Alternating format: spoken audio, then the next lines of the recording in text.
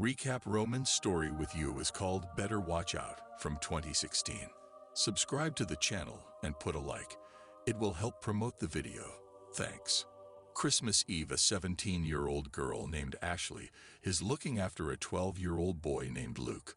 This time, the boy's parents call Ashley to babysit their son. Luke himself at this time sits with his friend Gareth. The boy reads articles on how to attract a girl because he is in love with Ashley. In one of the articles, Luke reads that while watching horror movies, girls produce a hormone that causes excitement. Gareth doubts that Luke will succeed because he and Ashley are 5 years apart in age. The boy replies that his parents have the same age difference. Today, Luke has a special plan to win the girl's heart. A phone call rings downstairs. It's Ashley arriving. Luke's father asks the girl if it's true that she's going to move to another city.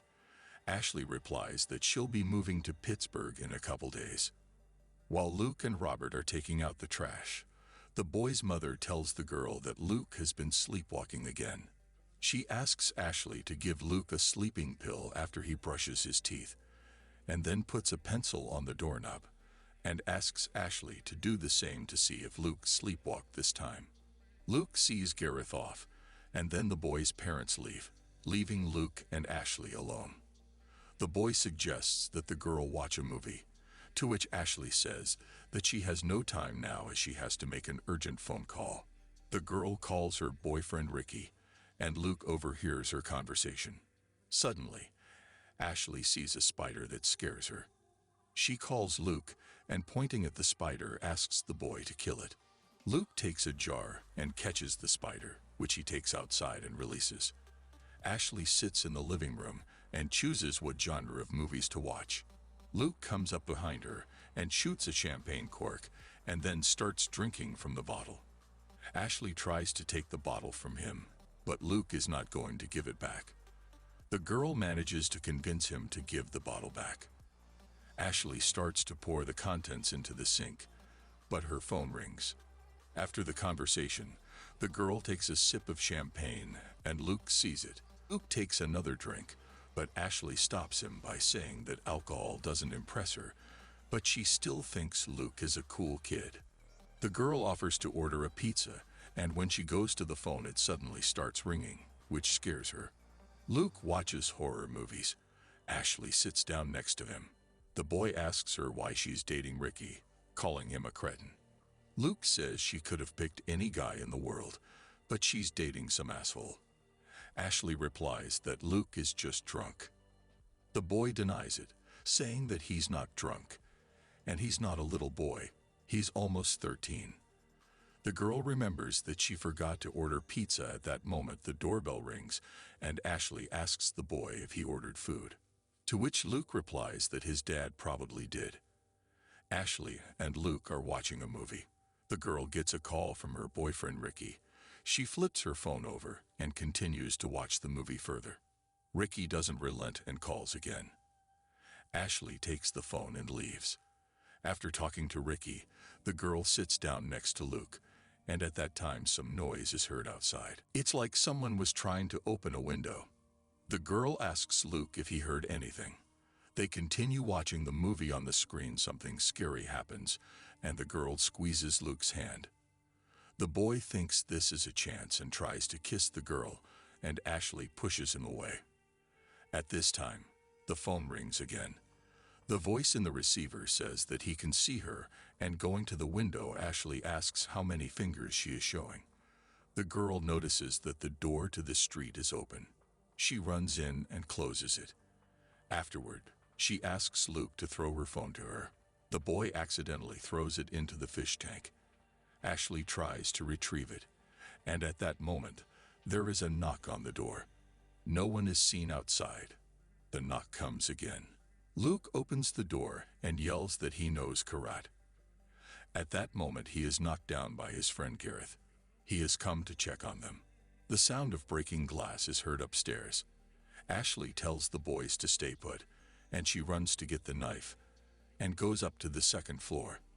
The boys are afraid to stay downstairs, and they follow the girl. Upstairs, they see a broken window and a brick that was thrown into the house. Ashley tries to call the police, but the phone doesn't pick up. The house phone doesn't work either. The girl asks where their computer is. Opening the laptop, they discover that the Wi-Fi network is gone. Ashley is with Luke and goes downstairs, leaving Gareth upstairs. The girl tells the boy that they will leave in her car, but looking out the window, Ashley sees that the tire on her car has been stabbed. Gareth comes downstairs and carries the brick used to break the window. He shows that the brick has a sign on it that says, "If you go out, you will die." At this time, a light comes on outside and shines directly into the windows of the house. Gareth gets scared and runs out into the backyard. A gunshot is heard, after which Gareth falls. Ashley closes the door. She tells the boy that they will go up to the second floor and hide there. The girl wonders if there are any weapons in the house. Luke says there is a father's gun in his parents' bedroom. They go up the stairs and see a man with a gun go into one of the rooms. Ashley and Luke run into the laundry room, where they enter the attic. After the man with the gun comes out, they go back down. Luke says he needs a gun and runs out. The door opens and the boy grabs Ashley's hand and leads her into his parents' bedroom. There they hide behind the door first, and when the unknown man leaves, they move into the closet. When the man with the gun enters the room, Ashley notices that he is wearing Luke's ski mask. She comes out of the closet and asks Gareth to take the mask off. Luke tells her that they were trying to scare her. The boy was supposed to save Ashley, but Gareth ruined everything. The girl scolds the little kids. She goes downstairs to call the little strategist's parents. Luke runs out after her. He catches up to the girl with the stairs and then punches her in the face, and the girl falls down the stairs to the bottom. Ashley regains consciousness and finds herself tied to a chair with duct tape. Luke explains to the girl that he doesn't want to kill her, but if they remove the duct tape and Ashley screams, he will have no choice but to shoot her. At first they play truth or dare, after which Ashley takes a flashlight from the table and flashes it out the window in an attempt to attract the attention of the neighbors. When the boys enter the room, they realize what the girl has done.